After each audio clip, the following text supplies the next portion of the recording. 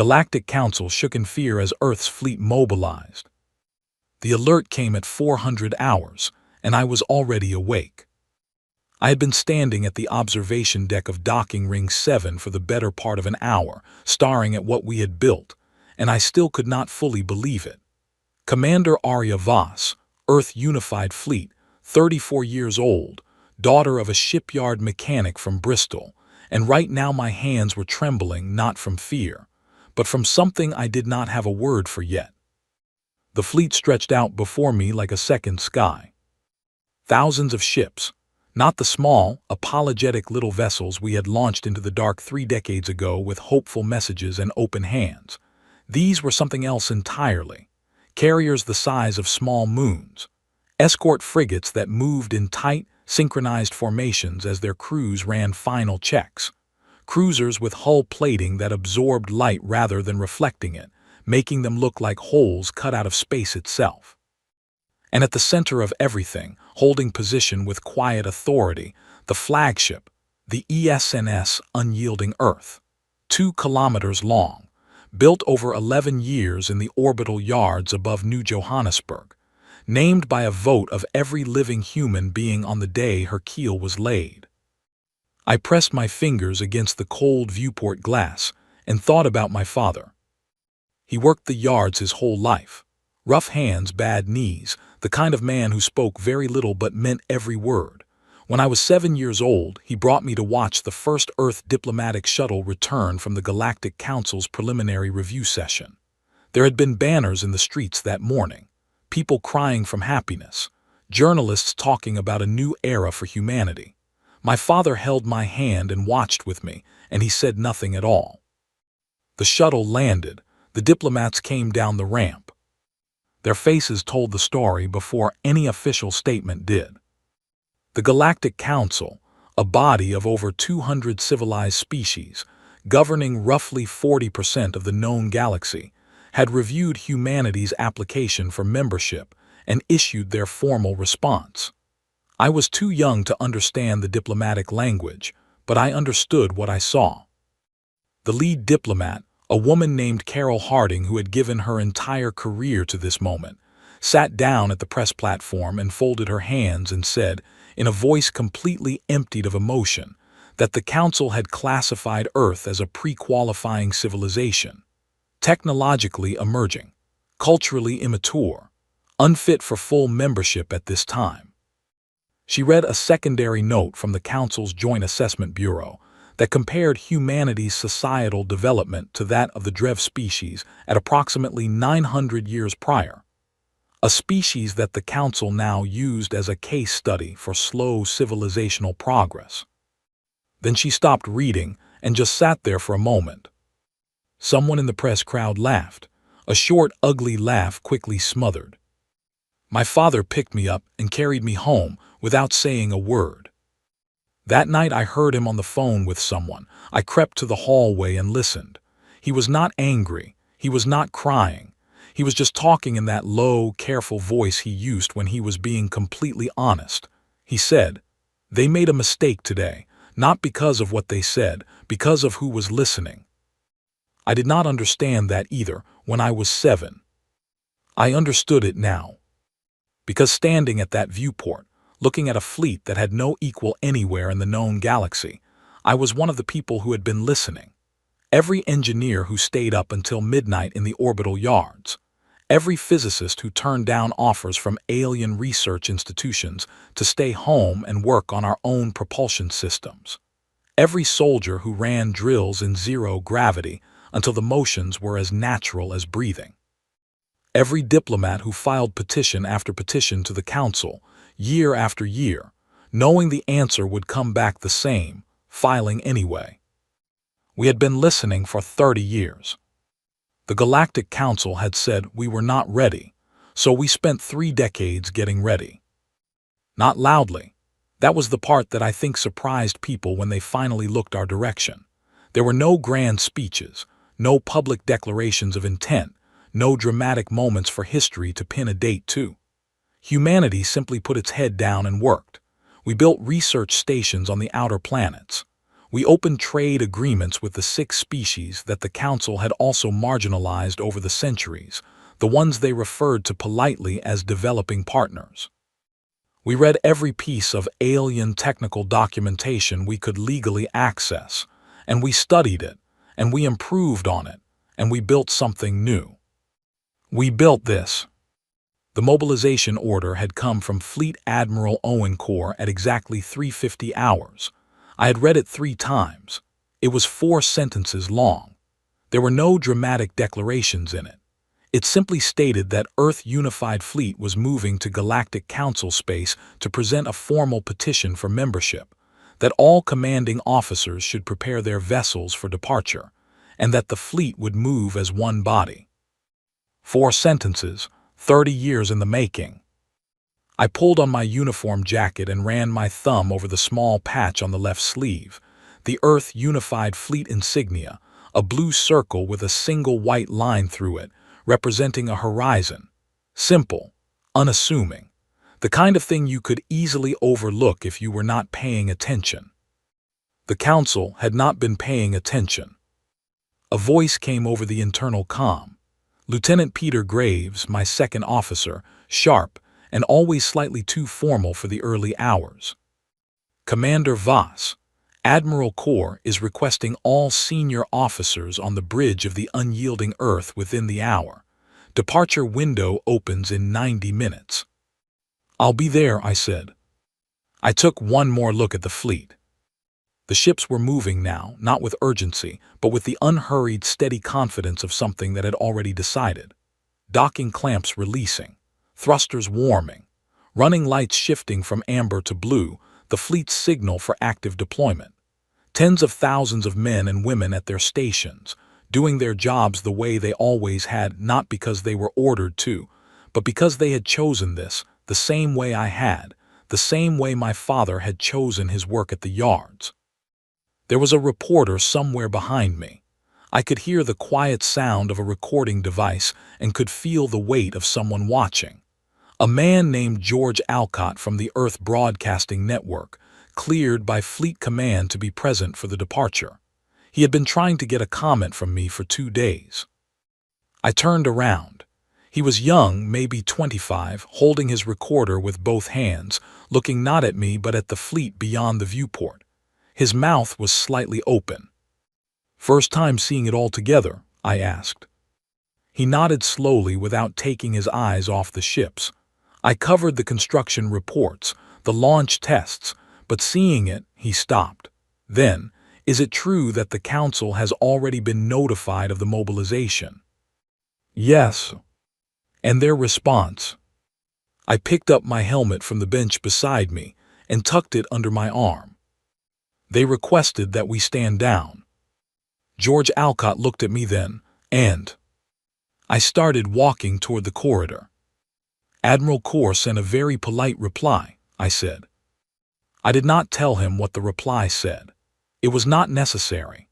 Everything that needed to be said was already visible through the viewport, 2,000 ships, and the people inside them, moving with quiet and absolute purpose toward a galaxy that had spent 30 years assuming we would stay in our corner and wait.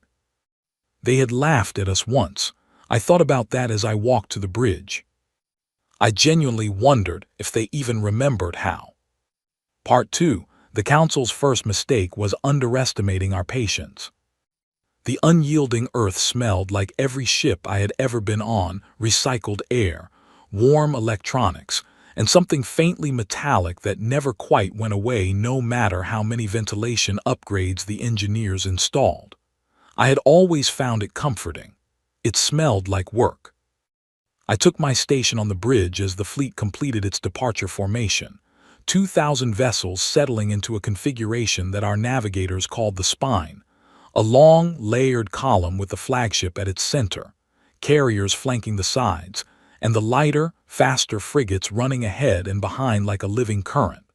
From above, it would have looked like a spine made of light, extending from Earth's orbit outward into deep space. Fleet Admiral Owen Corps was already at the command platform when I arrived. He was 61 years old and had the face of someone who had made a great many difficult decisions and had made peace with all of them. Not a tall man, not a dramatically built man. He looked, honestly, like someone's grandfather who happened to be wearing one of the most decorated uniforms in human history. He had a coffee mug in his hand. Real coffee, not the synthesized kind. He had a small thermos of it brought to him every morning from the officers' mess, a habit so consistent that the whole fleet knew about it. He looked over when I reached my station and gave me a small nod. That was Kor's version of good morning. "Vas," he said, "how long until the Vreth listening post in Sector 4 picks us up on long range?" I checked my display. "Our analysts put it at 6 to 8 hours, Admiral. Their sensors in that sector are older generation. They were not expecting to have anything significant to track out here." Kor sipped his coffee. "They haven't upgraded those posts in 40 years, he said, not with satisfaction, just as a fact. That was the thing about the Vreth Dominion. They had been the loudest voice in the council chamber the day Earth's application was rejected. Their representative, a tall, six-limbed species with an instinct for political performance, had made a speech that was apparently celebrated throughout council space as a masterpiece of reasoned dismissal. Humans, they argued, were a young species with a history of internal conflicts, an unsophisticated approach to resource management, and a biological drive toward confrontation that made them unsuitable neighbors in a peaceful galactic community. The speech had been translated and broadcast to every inhabited system in council space. My father had read the full transcript. He kept a printed copy of it folded in the drawer of his workbench until the day he died, not as a reminder of shame. He told me once, near the end, that he kept it because it was useful. It told him exactly what the Vreth believed humanity was. And knowing what someone believes you are incapable of is, he said, the best possible map for where to aim. The 30 years that followed Earth's rejection were not years of anger. That was the part of our history that I think even humans found difficult to explain to themselves, let alone to the rest of the galaxy. There was no single dramatic moment of decision, no leader who stood up and declared a new era. It happened the way most important things happen, quietly, incrementally, one choice at a time. The first choice was made in the shipyards. 6 months after the rejection, Earth's combined space agencies submitted a new budget proposal to the Global Council, our own governing body, not the galactic one. The proposal was enormous. It redirected funds from 17 different programs, consolidated 3 separate space commands into one unified fleet authority, and outlined a 30-year construction plan for Earth's first true military and exploration fleet. It passed by a margin that surprised everyone, including the people who wrote it. I was 12 when the construction began in earnest. I remember watching the orbital yard expansions from my school's observation telescope on clear evenings, the new structures going up piece by piece against the darkness, lit from within like something growing. My science teacher, an older man named Arthur Finch, who had been teaching for 30 years, and had the patience of someone who had genuinely made peace with how slowly things changed, told us one afternoon that what we were watching was not just construction. It was an answer. He did not explain further. He did not need to. What grew over those 30 years was not just a fleet. It was a generation of people who understood exactly what they were building and why. Engineers who were born after the rejection and grew up with it as background history. Not a wound, just a fact, the way a mountain is a fact. Pilots who trained on simulators modeled after alien fighter designs that our intelligence teams had legally documented through years of careful observation. Scientists who had spent their careers quietly studying every piece of alien propulsion, shielding, and communication technology that had passed through Earth's diplomatic and trade channels. And then there was the crucible drive. This was the piece that the Council did not know about and would not have believed if we had told them. Human engineers, working in the research station above Titan for 11 years, had developed a faster-than-light drive system that operated on a principle not found in any alien technical database. The existing FTL technology used throughout Council space worked on a form of spatial folding, bending the fabric of space to bring 2 points closer together. It was elegant and it worked, but it had limitations. It required enormous energy inputs, it left a detectable signature that could be tracked, and it could not be used near large gravitational bodies. The Crucible drive did something different. Rather than bending space, it displaced the vessel briefly outside normal space, moved it, and returned it. The transition was nearly instantaneous. The energy cost was a fraction of standard FTL, and it left no detectable signature whatsoever. The lead engineer on the project, a quiet woman named Helen Ford who wore the same gray sweater every day and refused all interview requests, had explained it to me once during a tour I had been assigned to facilitate. She said the core idea came not from alien technology, but from a 200-year-old mathematics paper written by a human theorist who had been working in a completely different field. She said the Council's civilization was so advanced that it had stopped questioning its own assumptions. Humans, she said, had the advantage of not having any assumptions yet. I thought about that a lot on the long transit through deep space. We were roughly 18 hours into our journey when the signal came. Navigation Officer Lucy Page, young, sharp-eyed, the kind of person who had been running numbers since she could hold a pencil, flagged it first. A single Vreth interceptor vessel had dropped out of FTL approximately 30,000 kilometers ahead of the fleet and was holding position. Not an unusual move.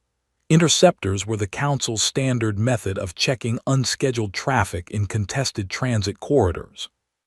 What was unusual was what happened next.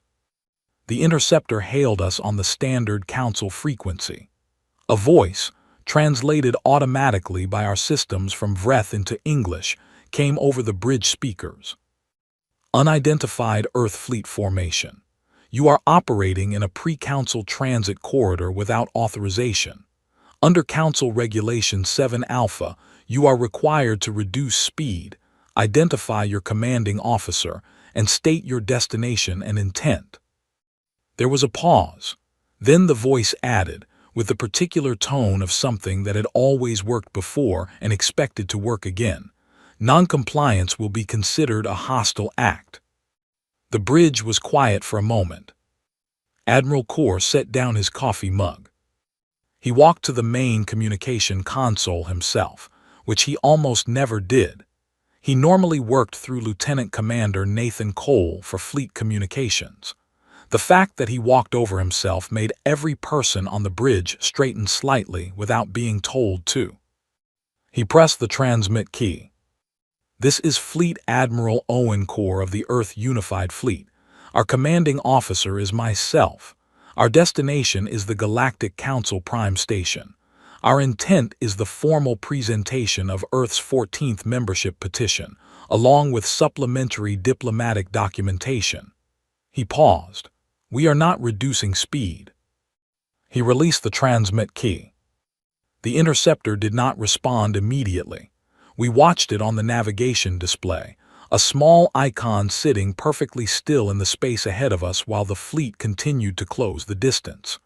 30,000 kilometers became 25, became 20.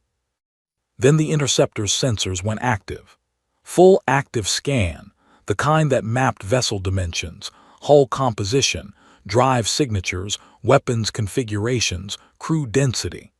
The kind of scan you ran when you needed to know exactly what you were looking at before you decided what to do about it. It ran for 4 minutes and 17 seconds. Then the Vreth interceptor turned, engaged its FTL drive and disappeared. No response, no further communication, no second demand, just gone. Lucy Page looked over at me from her navigation station. Her expression was the very specific look of someone trying not to smile and not fully succeeding. I understood completely. The interceptor had run its scan. It had mapped the fleet, all 2,000 vessels, the weapons arrays, the unyielding Earth's dimensions, the drive signatures it could detect. And then its crew had made a decision. Not a strategic decision, not a military one.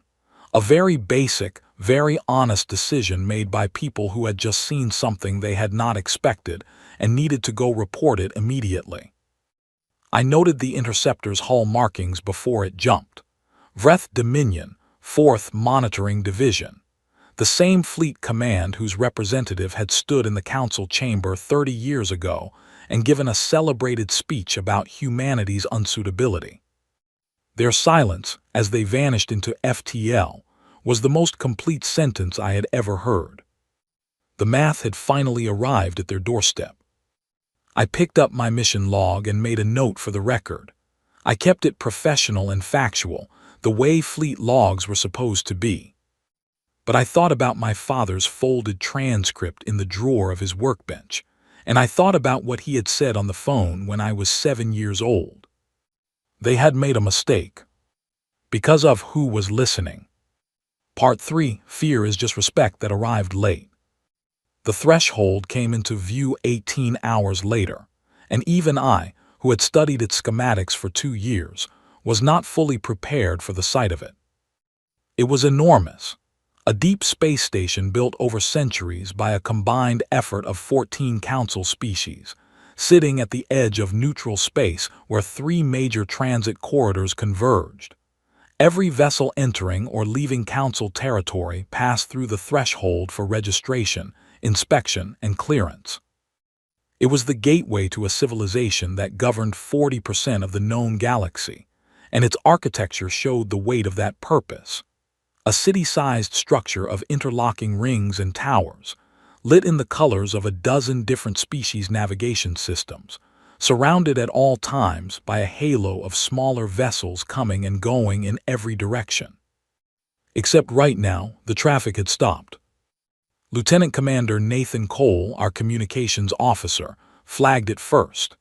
The standard transit lanes around the threshold, normally dense with cargo ships and diplomatic transports and the constant low-grade bustle of interstellar commerce, were empty. Cleared, methodically and recently, in the hours since the Vreth interceptor had made its report. And in their place, arranged in a blockade formation across the primary approach corridor, were 40 warships. I ran the identification scan myself. 7 species represented. The Vreth Dominion had contributed 8 vessels. The Kareth Assembly had sent 6. The Orin Collective, the Mandrill Union, the Serene Federation, the Drev Republic, and 2 smaller member states filled out the rest. All of them were significant military powers within the Council. All of them had, at various points over the last 30 years, voted against Earth's membership petitions without comment. Nathan turned from his station. Admiral, they're hailing on the Council emergency frequency. Kor looked at the display. 40 ships against 2,000. He absorbed this the way he absorbed most things, without visible reaction, with complete attention. Put it through, he said.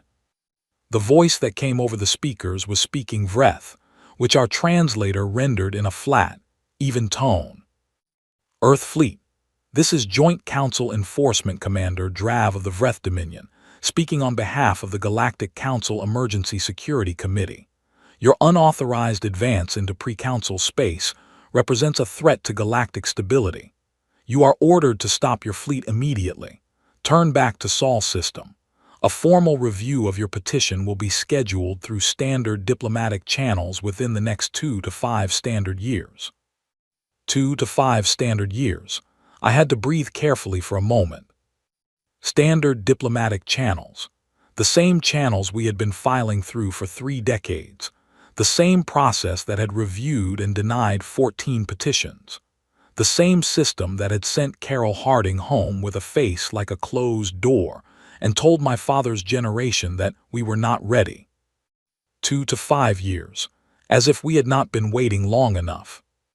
Admiral Kor did not respond immediately.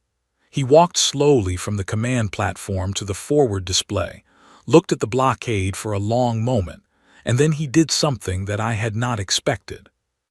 He turned to face the bridge crew. Every person on the bridge was watching him. Navigators, communications officers, tactical analysts, engineers at their monitoring stations, young faces and older ones, people who had grown up with the same history I had, who had made the same choice to be here. He said quietly but clearly enough for everyone to hear, "They built this blockade in 18 hours, 40 ships from 7 species. That means the moment they heard we were coming, they started making calls." He looked around the room. 7 species agreed to stand in our way on 18 hours' notice. Think about that for a moment. He let it sit. Then he said, "They're afraid, and afraid people make agreements very quickly." He looked back at the display. "They also make mistakes." He walked to the communications console and opened a channel, not back to Commander Drav, not a private fleet frequency. He opened the wideband civilian broadcast frequency, the one that any vessel, any station, any receiver in range could pick up regardless of species or affiliation. The frequency used for emergencies, for major announcements, for things that were meant to be heard by everyone. "Wideband is open, Admiral," Nathan said. Kor nodded once and began to speak. He called it the 70-year ledger, though he did not use that name out loud. He simply began reading from a document that our fleet's diplomatic team had spent 3 years compiling. A complete, factual, chronological account of every formal interaction between humanity and the Galactic Council, from first contact to the present day. He read the date of Earth's first contact and the Council's initial response, which had classified humans as a curiosity of moderate interest, not a priority engagement. He read the date of Earth's first membership application and the Council's rejection, including the exact wording of the Vreth representative's address, which described human beings as temperamentally unsuited for galactic citizenship. He read the dates of Earth's second, third, and fourth petitions, all denied without a formal hearing.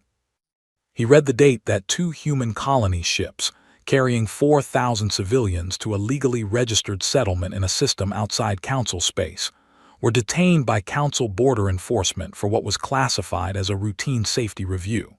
He read how long that review lasted: 4 years, 2 months, and 11 days. He read the names of the 17 people aboard those ships who had not survived the delay due to medical conditions that proper port access would have treated. 17 names. He read all of them. He read the dates of the 5th, 6th, 7th, and 8th petitions. He read the trade embargo the Kareth Assembly had placed on human commercial vessels traveling through their transit corridor, an embargo that had no official legal basis but had never been challenged by the Council. He read the economic cost of that embargo over 20 years. He read the date that the Drev Republic, in a public council session, proposed that humanity's independent development be formally monitored and restricted on the grounds that human technological advancement was proceeding at a rate inconsistent with demonstrated social stability. He read the proposal verbatim. He read the vote count that defeated it, barely. He read the 9th, 10th, 11th, 12th, and 13th petitions. While he read, the fleet moved. This was the part that I watched from my station with something I can only describe as a deep, steady pride. No command was given for the movement. Admiral Kor had not ordered a formation change. But the fleet's senior navigators, briefed for this moment months in advance, began executing a slow, deliberate reconfiguration as Kor's voice continued over the wideband channel. The spine formation dissolved. The fleet expanded outward, each vessel moving to a precisely calculated position in 3-dimensional space, spreading across an area so vast that no single sensor array could capture it all at once. The frigates extended outward to the flanks. The carriers rose and dropped into layered horizontal planes. The unyielding Earth held steady at the center, but the ships around it moved in a pattern so geometrically precise, so clearly intentional, that it communicated something without a single weapon being charged or a single threat being spoken. It said, "Look at how many of us there are." It said, "Look at how well we know what we are doing." It said, "We have been preparing for exactly this moment for a very long time." On the tactical display, I watched the blockade vessels. Their own sensor arrays were running constantly, tracking the formation change in real time. And then, one at a time, the blockade ships began to move. Not toward us, away. The first to shift was a Kareth assembly cruiser on the left flank of the formation. It did not retreat dramatically. It simply adjusted its position, backing slowly to maintain what its crew had apparently decided was a more comfortable viewing distance. 2 Vreth frigates followed, then an Orin collective destroyer. The movement was quiet and gradual, the way you step back from something when you realize it is larger than you first thought. The formation that had been a blockade became a corridor. No shot had been fired. No threat had been issued from our side. Admiral Kor had simply kept reading, in his even, unhurried voice, while 2,000 ships arranged themselves in a pattern that said everything that needed to be said. He read Earth's 14th petition, the one filed 8 months ago, and the Council's response, another deferral, citing ongoing procedural review. Then he closed the document. He said, "This is the record. It belongs to everyone in range of this signal. We present it not as a grievance but as context. We are traveling to the Galactic Council Prime Station to submit our 15th petition in person. We will not be stopping." He released the transmit key. The wideband channel closed. The fleet passed through the corridor the blockade had become. The threshold's docking authority, silent since we had entered range, opened a standard approach channel approximately 4 minutes later and assigned us a berth. A large one, large enough for the entire fleet. It had clearly been cleared in a hurry. Nathan Cole caught my eye and said nothing. He did not need to. Commander Drav of the Vreth Dominion sent one final transmission as we passed. It was short. It said that this matter would be raised formally at the next council session, and that Earth's fleet action would be officially noted in the council's security record. Kor read it when Nathan brought it to him. He set it down. "Note it," he said simply. I wrote in my log that evening. I wrote that the blockade had not moved because we threatened them.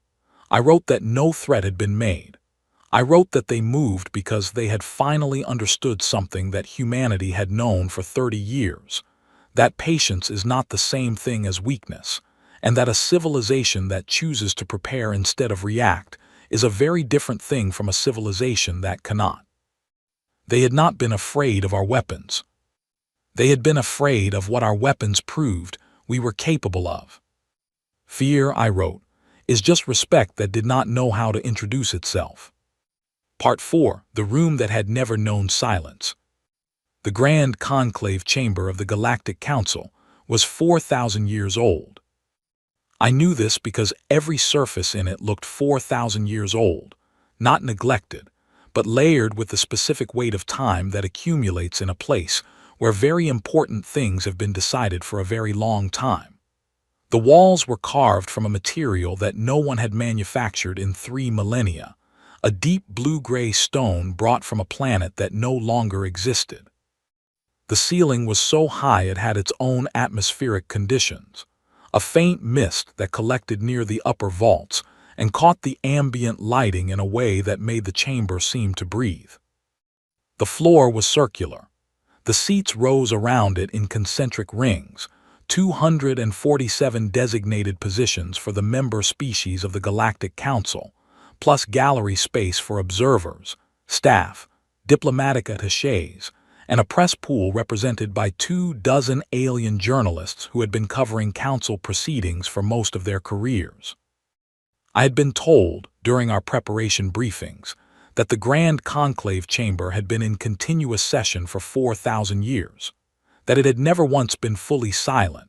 Even during recesses, there was always ambient noise, the hum of translation systems, the murmur of delegates consulting with their attachés, the constant low-level sound of 247 civilizations occupying the same room. I stood at the entrance corridor with Admiral Core and 10 other officers, and I thought, we are about to go in there. Core straightened his uniform jacket. He was not wearing armor. None of us were. We carried no visible sidearms, no tactical equipment. Dress uniforms, polished to a standard that would have satisfied the most exacting inspection officer in the fleet. The Earth Unified Fleet patch on the left sleeve. The flag of Earth on the right. 12 people. 2,000 ships anchored in Council space. 11 billion human beings alive in the Sol system and its surrounding settlements. And this man in a gray uniform with a coffee stain on his left cuff that he had noticed at the last moment and had not been able to fully remove. He turned to us before we went in. "We are here to deliver a petition and a proposal," he said. "We are not here to be hostile, dramatic, or threatening. We have already said everything we needed to say with the fleet. In there, we speak plainly and calmly. If they become angry, we remain calm. If they become afraid, we remain calm. Whatever happens in that room, the fleet stays anchored. Is that understood?" 12 people said yes. He nodded, "Then let's go." We walked in. The chamber was full, every seat occupied. The gallery filled to standing room, the press pool leaning forward as one body.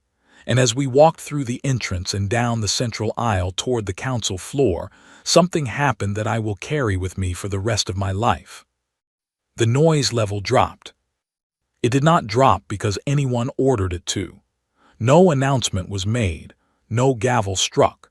It dropped the way sound drops when something unexpected enters a space, and every living thing in that space instinctively processes what it is seeing before it can decide what to say about it. 12 humans walked across the floor of the grand conclave chamber of the Galactic Council in complete quiet. I heard our footsteps. I had never thought about what our footsteps would sound like in a room like that. 2 beat, steady, a sound so ordinary and familiar that hearing it echoing through 4,000 years of stone and silence felt almost unreal. We reached the council floor. The central speaking platform was a raised circular dais of the same ancient stone as the walls, with a podium built into its center. Core stepped up to it. The rest of us took positions at the base of the dais. He placed a data chip on the podium. One small chip, standard Earth format. He set it down without ceremony, without any particular gesture of weight or significance. The way you set down something you have been carrying for a long time and are glad to be putting in its proper place. Then he looked up at the chamber. "I am Fleet Admiral Owen Core of the Earth Unified Fleet," he said. His voice was amplified by the chamber's translation systems, carrying to every seat in every ring, rendered in 247 languages simultaneously. "I am here to submit Earth's 15th application for membership in the Galactic Council. The application and all supporting documentation are on the chip before you." He paused. "I'm also here to submit a second document. On that same chip, you will find a mutual defense and trade agreement already signed by 6 current non-member civilizations: the Tellan Federation, the Morvan Compact, the Asari Assembly, the Barath Collective, the Dren Republic, and the Olith Cooperative. These 6 civilizations have agreed to a framework of shared security, open trade, and collective representation, regardless of the Council's decision on Earth's membership today." The noise began then, quietly at first, the sound of 247 civilizations reacting to information, delegates leaning toward their attachés, translation systems humming with the cross-traffic of multiple simultaneous conversations. It grew quickly. The Council's presiding speaker, a member of the Serene Federation named Elder Matriarch Solon Arev, raised a ceremonial instrument that emitted a tone cutting through all other sound. The chamber dropped to a lower level of noise but did not go silent. Delegate after delegate activated their speaking request. Dozens of lights came on across the chamber rings. The Vreth delegation was on their feet. A representative of the Mandrill Union was already transmitting what appeared to be a formal protest document to the Council Secretariat. The Kareth Assembly's senior delegate was speaking rapidly to 3 attachés at once. Elder Matriarch Solon Arev spoke over all of it. The Council recognizes the unprecedented nature of this submission. Before formal debate proceeds, I exercise the Elder's prerogative to address the submitting party directly. She looked down at Kor from her position in the upper ring. Her voice was old and layered, the kind of voice that had seen a great many things and had formed clear opinions about most of them. Admiral Kor, your fleet is currently anchored in Council space without authorization, in numbers that constitute the largest single military deployment this Council has recorded in 2,000 years. Yes, Kor said. You have brought 2,000 armed vessels to our doorstep and placed a petition on my podium. Yes. And now you tell us that 6 other civilizations have already signed an agreement with Earth that creates, functionally, an alternative governance and defense framework independent of this Council. The agreement does not position itself as an alternative, Kor said. It positions itself as a supplement. Those 6 civilizations have applied for Council membership 11 times between them. They are still waiting. We hope that by demonstrating what collective cooperation looks like in practice, we might offer the Council a clearer picture of what a broader membership could accomplish. The Vreth primary delegate, a younger official named Subcommander Veth, stood without being recognized by the speaker and spoke anyway, loudly enough that his translation carried across the chamber. This is a provocation. This is a species using military force to circumvent due process. The Council should not reward this behavior by granting anything. The fleet should be ordered to withdraw before any discussion takes place. Several species voiced support, several others did not. A delegate from the Drev Republic, a quiet older species that had been watching proceedings from their ring without moving, activated their speaking light. The speaker recognized them after a moment. The Drev delegate said, in a voice so calm it was almost gentle, "The records presented by Admiral Kor during the approach broadcast have been received by this body. My delegation has reviewed them. We would like to note, for the formal record, that we voted against Earth's 5th, 6th, and 7th petitions, and that our reasons at the time were sound according to the information we had. We would also like to note that the information we had was incomplete. We supported the trade embargo against Earth commercial vessels for 9 years. We were not aware at the time of the specific humanitarian impact of that embargo. We are aware now." The delegate paused. "We will be listening carefully to this session." The noise in the chamber shifted quality, not quieter but different. Kor did not react to any of it. He stood at the podium with his hands clasped in front of him, calmly present, waiting. Elder Matriarch Solon Arev raised the tone instrument again. When the chamber had settled enough, she said something that I had not expected. She said, "Admiral Kor, I have one question for you, and I ask it in the Elder's capacity, outside formal debate procedure, with the full weight of 4,000 years of this institution behind it." She looked at him steadily. "You have the strength. Your fleet is here. It is real, and it is larger than anything we have assembled in recent memory. You have 6 allied civilizations and a signed agreement. You have the 70-year ledger, which is now being broadcast across Council space and cannot be recalled. You are, at this moment, in a position of considerable power." She paused. "Why are you here? Not strategically, I understand the strategy. I am asking something simpler. Why petition? Why not simply take what you want?" The chamber went as quiet as it had when we first walked in. Kor let the silence sit for a moment. Not for effect. I knew him well enough by then to know he was simply thinking, making sure that what he said next was precisely what he meant. Then he said, "Because we have been watching this Council for 70 years, we have read your history, we know what you built here and what it is supposed to be. We know that in your founding documents, written 4,000 years ago, you described this institution as a body dedicated to the protection and prosperity of all intelligent life, not all member life. All intelligent life. He paused. We do not want to replace this institution. We want it to be what it said it was. We want to belong to something worth belonging to. He looked up at the full chamber. And if this council is not that, then we will build something that is, not as a threat, as a fact. The 6 civilizations that signed our agreement are proof that the need exists. Others will follow. That is not a warning. It is simply what happens when a need is not met, someone meets it. He stepped back from the podium. The grand conclave chamber of the Galactic Council went completely silent. Not briefly. Not for a polite moment. Silent in the way that a room goes silent when every person in it is holding the same thought at the same time and has not yet figured out what to do with it. I stood at the base of the dais and felt it. That silence, thick and total, pressing against 4,000 years of continuous noise. The Vreth delegate had sat back down. The Karath Assembly's senior representative had stopped talking to their attachés. The press pool, which had been recording and transmitting without interruption since we walked in, had gone still. I looked at them all, 247 civilizations in one room, each one ancient, each one proud, each one staring at 12 humans in gray uniforms standing on a 4,000-year-old floor, and I felt something I had not expected to feel. Not triumph. Something quieter than that. Something closer to grief, maybe.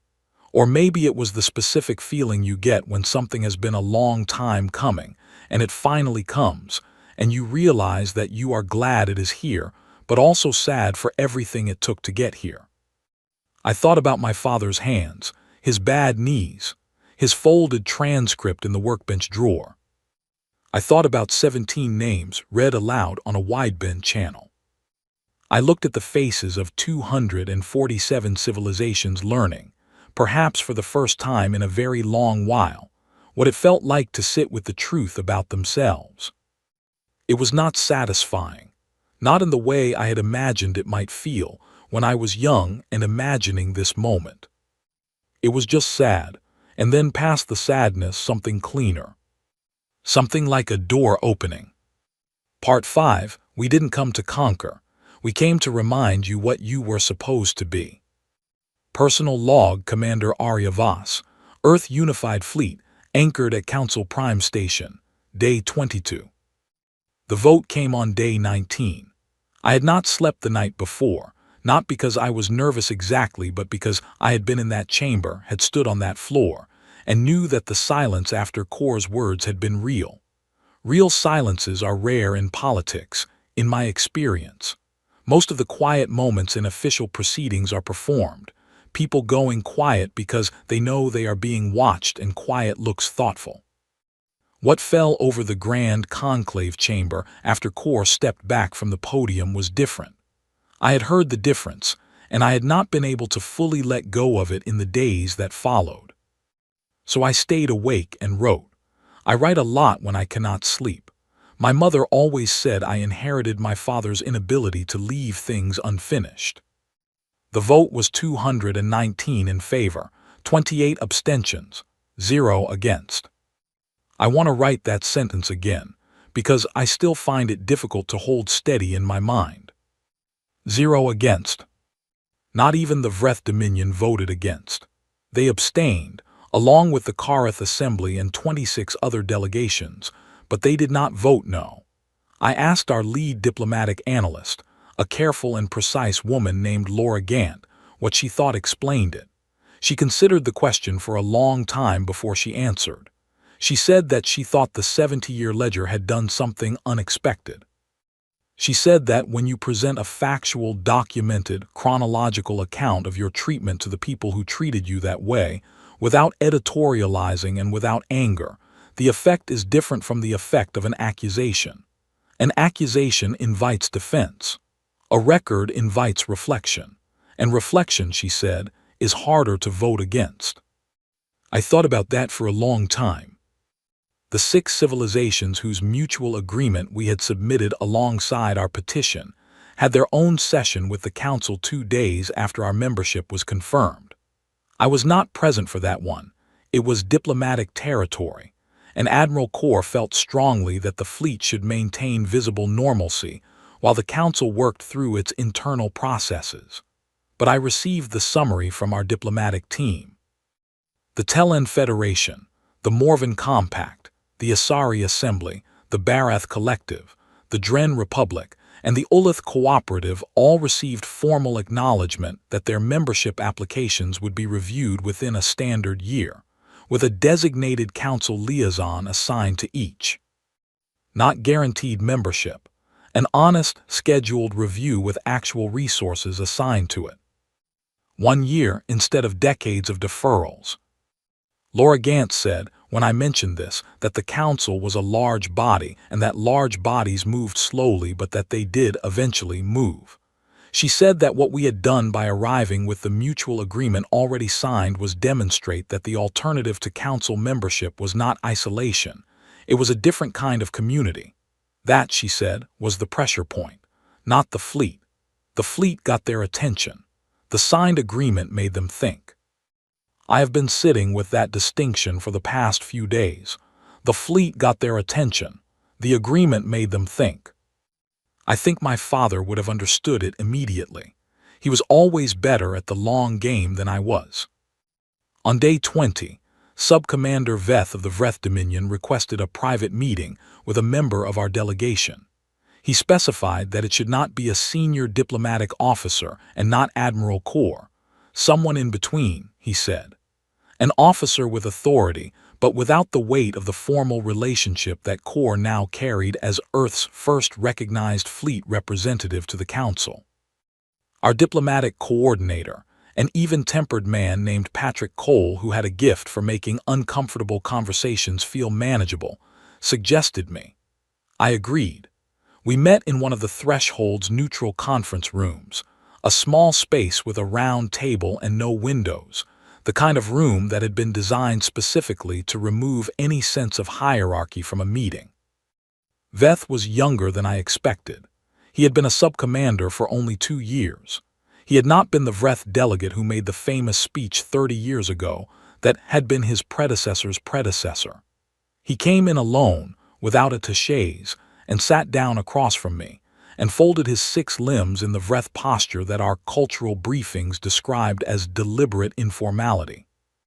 He said, in careful translated English, "I would like to know if humanity holds a grudge."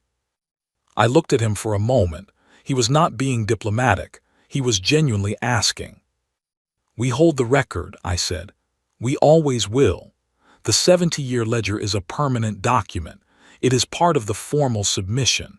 Every petition, every denial, every embargo, every name, it is all in the Council's official record now and will remain there." Veth nodded slowly. "And beyond the record, the people, yourself, your admiral, the crews." I thought about it honestly before I answered, because I did not want to give him a diplomatic answer. He had not asked diplomatically. I think the people who lost those 4 years on the detained colony ships and the families of the 17 who did not come home have every right to feel whatever they feel for as long as they feel it. That is not mine to speak to. I paused. But a grudge held as a permanent posture is a chain around your own ankles. We did not fly 2,000 ships this far to stay chained to the past. We came here to step into the future. You cannot do both at once. Veth was quiet for a moment. Then he said, "My species has a word. It does not translate exactly. It means something like the specific shame of realizing your certainty was wrong. Not that you made a mistake, but that you were so confident you did not check." He paused. "We have been feeling that word for 22 days. I did not know what to say to that immediately, so I said the thing that felt true. "Then use it. Do not carry it as punishment, use it as information." That is what my father would have said. Veth looked at me with the particular Vreth expression that our cultural briefings described as genuine attention, a slight forward angle of the upper body, primary eyes fully focused. Your father was in the fleet. No, he worked in the shipyard. He built parts of these ships without ever getting on one. I looked at the table for a moment. He died 3 years before we launched. I think about that sometimes. Whether he knew, I think he did. The meeting lasted another hour. We talked about practical things, the logistics of Earth's new Council liaison office, the protocol for fleet presence in Council space during the transition period, the joint communication standards that would need to be established. Useful, concrete, forward-facing things. When Veth left, he paused at the door and turned back. The speech, he said, the one given 30 years ago by my predecessor's predecessor. I have read it many times. I used to think it was a well-reasoned analysis. Now I read it and I see something different. He stopped. What do you see? I asked. Fear, he said, dressed up as reason. He left. I sat in that small room for a while after he was gone. On day 21, Admiral Core called a full senior staff meeting on the unyielding Earth. I expected it to be a debrief, a review of the mission status, a discussion of the transition protocols. It was all of those things, but at the end of it, Core did something that none of us were prepared for. He handed each senior officer a printed page, an actual paper page, which was rare enough that everyone held it a little carefully. On it was a list of names. There were more than 200 names on the page, from multiple species, representing the council members who had voted for Earth's membership. But below that list, there was a second, shorter list, the names of the 17 people who had not survived the 4-year detention of the colony's ships. He had printed them again, by hand, in his own handwriting, at the bottom of the page. We remember what this cost, he said. We remember who we are doing this for, and then we go forward and we do not stop. He dismissed the meeting. I folded the page and put it in my jacket pocket, next to my mission log. Today is day 22. Outside the viewport of my cabin, I can see the fleet. It has not left. That was one of the things we negotiated, a permanent Earth fleet presence in Council space, proportional and agreed upon, anchored at designated berths and operating under jointly established protocols. Not an occupation, not a threat, a presence, a reminder that we are here, that we are real, that we have a seat at the table now, and that we intend to use it. Some of the ships are already running new rotations, crews cycling through rest periods, maintenance teams running their checks. The ordinary rhythm of a fleet doing its job. In a few weeks, a portion of the fleet will return to Sol for scheduled maintenance and rotation. They will be replaced by a fresh group, and that group will be replaced in turn, and so on, in the steady, unhurried pattern of something that intends to stay. When I stand at my viewport and look at those ships, I think about everything that came before this moment. The years of construction, the 30 years of quiet, relentless preparation, every petition filed and denied, every embargo absorbed, every insult documented and set aside and documented again. I think about a 7-year-old standing in a crowd watching diplomats come down a ramp with hollow eyes, holding her father's hand. I think about a man who kept a folded transcript in a workbench drawer not as a wound, but as a map. I think about Carol Harding, the lead diplomat of that first failed contact, who is still alive, 93 years old now, living in a quiet house outside Edinburgh. I sent her a message on day 1, a short one. I told her that Earth had been granted membership, that the vote was unanimous among those who voted, and that I had thought of her when I walked into the chamber. She replied 2 days later, 4 words. It was worth it. I have been thinking about those 4 words ever since. It was worth it. Not the rejection, obviously. Not the years of being turned away, not the 17 names, not the embargoes and the condescension and the long, grinding patience required to stay the course without bitterness. None of that was worth it. But the decision that came after, the decision to build instead of break, to prepare instead of react, to extend a hand to 6 other marginalized civilizations and say we see you, We have been there, let us go together, that was worth it. Every year of it. I look at the fleet and I think about what we are, actually, as a species. Not what the Vreth representative's speech said we were: confrontational, immature, unsuitable. Not what the breathless broadcasts after first contact imagined we were: a united, perfectly optimistic people stepping into the galaxy as one. Something more complicated and more honest than either of those. A species that had spent most of its history arguing with itself, that had made enormous mistakes and recovered from them and made new ones, that had a deep and sometimes overwhelming instinct toward conflict, and an equally deep instinct toward building things that would outlast any individual conflict. Both of those things are true. The Vreth delegate saw one and called it a disqualifying flaw. He missed the second one entirely. The second one is what built this fleet. The second one is what spent 30 years writing petitions that kept getting denied and filing them again anyway. What built the Crucible drive in a research station above Titan. What reached out to 6 forgotten civilizations and said, "Sign here, we are going to try something." What walked into the most powerful chamber in the known galaxy with 12 people and a data chip and said, "This is our record and this is our proposal and we are not leaving." We did not come to conquer. I want to be clear about that, for anyone who reads this log in whatever future receives it.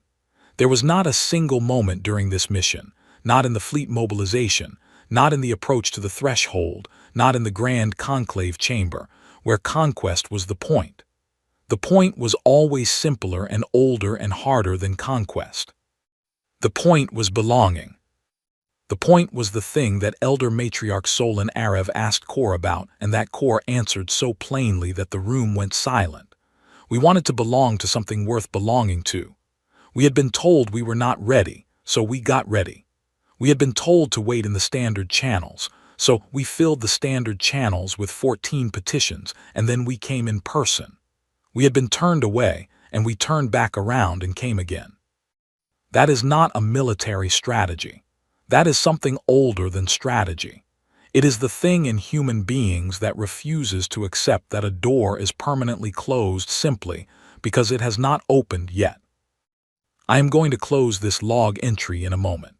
I have a briefing in 40 minutes about the new liaison office setup, and after that, I have a call with a team of engineers from the Telen Federation who want to discuss a joint research proposal on atmospheric processing technology.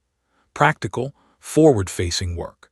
The kind of work that this whole mission was always aimed toward. But before I close the log, I want to say one more thing. They shook when we mobilized. I have heard it described that way in the broadcasts, in the commentary, in the messages coming in from Earth where people are celebrating in the streets and saying the kinds of things people say when something they have been waiting for their whole lives finally arrives. They shook when we mobilized. And that is true. The Vreth interceptor turning and running, the blockade parting in silence, the grand conclave chamber going quiet for the first time in 4,000 years. Those things happened and they matter. But the fleet was not the message.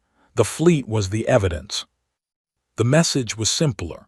The message was in every petition filed and denied and filed again, in every hour of construction on the orbital yards, in the 6 signed documents on that data chip, in 17 names read aloud on a wideband channel, in Carol Harding's 4 words. The message was, we are here. We have always been here.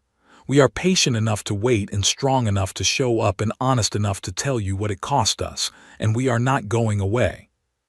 The fleet was just proof.